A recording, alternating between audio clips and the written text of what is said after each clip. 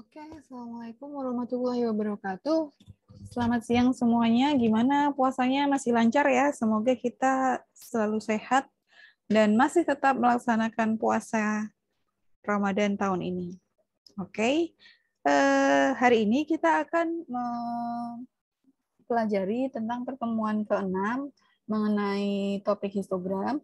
Nanti yang di pertemuan ke-7 masih berhubungan dengan histogram, tapi masuk ke ekualisasi histogram. Oke, tanpa memperpanjang waktu, kita langsung masuk ke materi yang pertama, histogram. Nah, sebenarnya saya yakin teman-teman sering melihat yang namanya grafik histogram, tetapi mungkin ada beberapa yang belum mengerti gitu. Sebenarnya itu histogram atau grafik histogram itu seperti apa sih gitu. Sekarang kita pelajari. Pengertian dari histogram yaitu sebuah grafik yang mengidentifikasikan jumlah kemunculan setiap level keabuan pada suatu citra.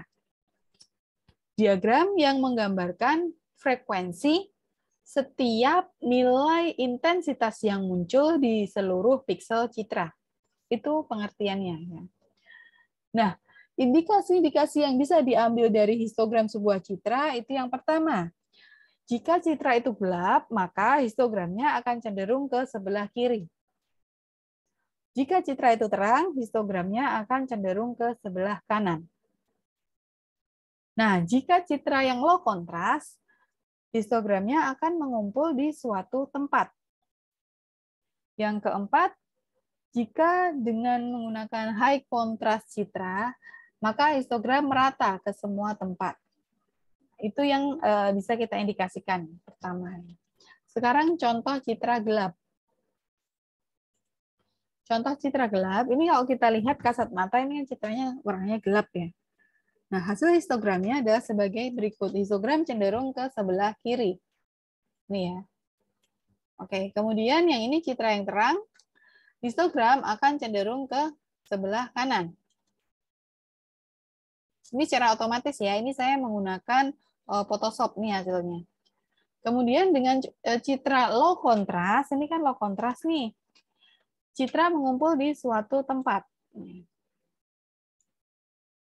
Kemudian dengan high contrast dengan gambar yang sama, tetapi kontrasnya saya gelapin gitu ya. Nah, itu akan seperti ini hasilnya, merata ke semua tempat. Karena ini kontrasnya gelap gitu ya, maka kontrasnya lebih merata ke sebelah kiri ini dari sini. Oke.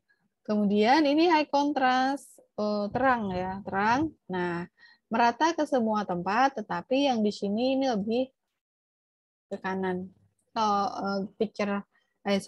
Citra yang terang kan itu ke sebelah kanan ya, meratanya. Oke. Nah, kemudian manfaat dari histogram apa sih? Yang pertama, sebagai indikasi visual untuk menentukan skala keabuan yang tepat sehingga diperoleh kualitas citra yang diinginkan. Yang kedua, mengamati penyebaran intensitas warna dan untuk pengambilan keputusan. Pengambilan keputusan itu bisa berupa misalnya kita mau meningkatkan kecerahan gitu ya, mau dicerahin atau dikurangin. Kemudian peregangan kontras. Kontrasnya mau diatur seperti apa dan sebaran warnanya. Yang ketiga, penentuan batas-batas dalam pemisahan objek dari latar belakang. Tahapan menggambar histogram itu ada 4. Yang pertama, buatlah tabel frekuensi terlebih dahulu dari kemunculan setiap warna. Yang kedua, gambarlah histogramnya dalam koordinat kartesian. Koordinat kartesian ya, bukan koordinat citra atau piksel. Kemudian lakukan normalisasi histogram. Dan yang keempat adalah gambarkan histogram dengan kurva. Hasil dari langkah ketiga, hasil dari normalisasi histogram. Oke, kita lihat contohnya. Diketahui sebuah citra grayscale dengan ukurannya 10 kali 10 piksel. Mempunyai kedalaman 3 bit. Oke, di sini ada citranya. Ingat, yang tersimpan di dalam memori itu bukan warna, tetapi matrik angka-angka matriknya. Sehingga di sini yang terlihat adalah angka-angka gitu, 1, 2, 0, 4, dan seterusnya. Oke, yang pertama, buatlah tabel frekuensi dari kemunculan setiap warna. Ini ya. Nah, di sini tabel frekuensinya ini angkanya dari 0, yang ada di sini ya, yang ada di gambar ini, itu dari 0 sampai 7. 8 tidak ada di sini, sehingga warna X-nya itu ada 0 sampai 7. Kemudian kita hitung. 0 itu jumlahnya ada 15 frekuensinya. Ada 15. 0, 15 ya. Kemudian 1 ada 11, 2 ada 6, dan seterusnya sampai 7. Kita lihat yang paling, kalau nggak percaya ya, kita hitung bersama-sama. Yang nomor 2 aja yang paling sedikit. 2, yaitu 1, 2, ya kan? 2, 3, 3, 4, 5, 6. Oke, ya. Sip, udah sesuai berarti ya. Kalau kalian masih belum percaya lagi ya silahkan hitung sendiri di rumah ya. Oke, kemudian yang kedua, gambarlah histogramnya dalam koordinat kartesian. Koordinat kartesian, bukan koordinat citra atau piksel ya. 0, 15, X-nya 0, Y-nya 15. Kita lihat, 0, 15. Oke, kita lihat sini 0, ini 15. Kemudian 1, 11. 1, 11 di sini. Kemudian 2, 6. Dan seterusnya sampai 7, 7 ya. Nah, oke. Setelah itu apakah sudah selesai? Belum. Ini masih langkah kedua. Setelah itu kita normalisasi histogram. Kenapa harus dinormalkan?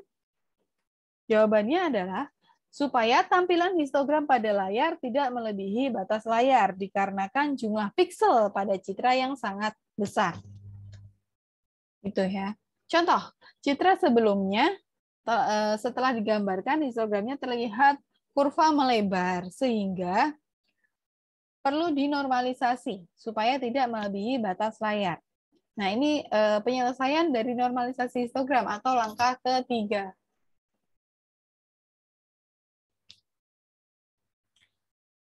Nah, ini langkah normalisasinya. Yang pertama, tentukan jumlah seluruh piksel. Jumlah seluruh piksel yang kita asumsikan N ya. Kita inisialisasikan N. Dari citra sebelumnya, N-nya adalah 10 kali 10 sama dengan 100. Oke, nah kemudian buatlah tabel frekuensinya. Nilai Y, jadi Y-nya diubah menjadi Y per N.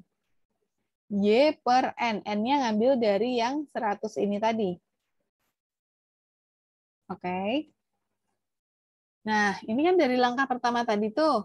0-nya jumlahnya ada 15, 1-nya 11, dan seterusnya ya kan. Dari langkah pertama. Setelah itu kita jadikan tabel normalisasinya. Y diubah menjadi Y per N. Y-nya berapa? 15 ya kan. Misalnya ini, Y-nya 15 dibagi 100. Ini 11 dibagi 100. 6 dibagi 100 dan seterusnya.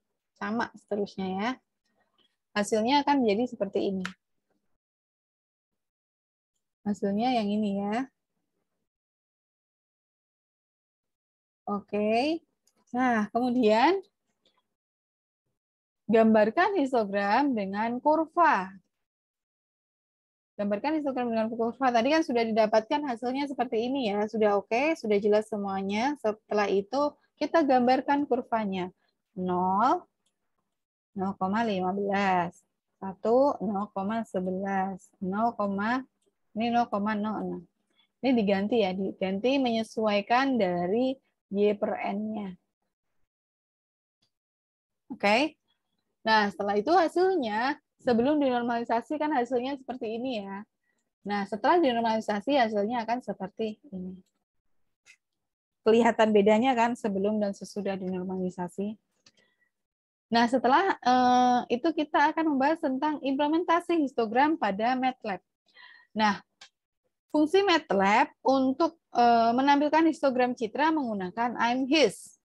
Ya, ini ada codingannya, source-nya. Saya masih menggunakan Citra Family. Kemudian kita ubah menjadi grayscale.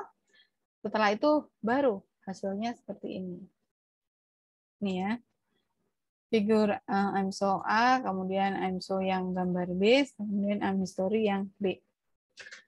Oke, nah kemudian di sini fungsi IMHIS juga dapat digunakan untuk menampilkan histogram masing-masing warna pada citra RGB, red, green, blue. Ini codingannya. Di sini red itu masuk ke kanal 1, green kanal 2, blue kanal ke-3. Nah, gitu ya.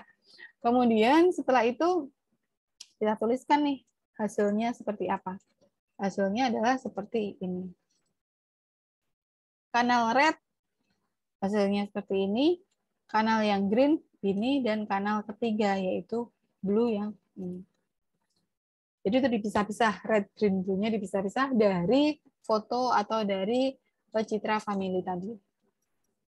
Oke, nah kemudian di sini ada latihan untuk materi ke-6. Diketahui citra berukuran 8x8 piksel ya. Kemudian buatlah langkah-langkah dalam membuat histogram dan normalisasi histogram yang ada 4 langkah tadi ya.